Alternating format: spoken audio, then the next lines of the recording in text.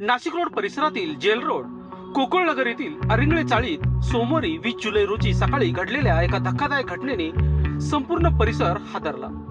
कौटुंबिक वादातून एका व्यक्तीने स्वतःच्या पत्नीची आणि अवघ्या 7 वर्षीय मुलाची धारदार चाकूने हत्या केल्याचा प्राथमिक आरोप असून त्यानंतर स्वतः विषारी द्रव प्राशन करून आत्महत्येचा प्रयत्न केल्याची माहिती पोलिसांनी दिली आहे। पोलिसांनी दिलेल्या प्राथमिक माहितीनुसार किरण एकनाथ हजारे वय वर्ष 54 यांनी पत्नी अश्विनी किरण हजारे वय वर्ष 43 आणि मुलगा श्रेयस किरण हजारे वय वर्ष 7 यांच्यावर धारदार चाकूने वार केले। या हल्ल्यात दोघांचाही घटनास्थळी मृत्यू झाला।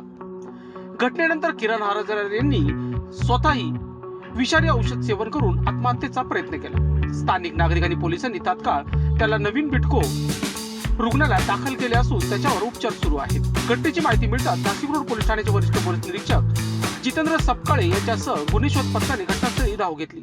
मृतदेह ताब्यात घेऊन शवविच्छेदनासाठी पाठविण्यात आले आहे। त्यानंतर पोलीस उपायुक्त किशोर काळे, सहाय्यक पोलीस आयुक्त अद्विती शिंदे तसेच उपनगर पोलीस ठाण्याचे वरिष्ठ पोलीस निरीक्षक जैन सिरसाट यांनी घटनास्थळी भेट देऊन पाहणी केली। प्राथमिक माहितीनुसार किरण हजारे हा एका रुग्णालयात ऑक्सिजन सिलेंडर व सोलर संबंधित काम करत होता। मात्र या दुहेरी हत्येमागील नेमके कारण अद्याप स्पष्ट झालेले नाही। कौटुंबिक वादातून ही घटना घडल्याचा प्राथमिक अंदाज व्यक्त करण्यात येत असून पोलीस सर्व बाजूनी तपास करत आहेत।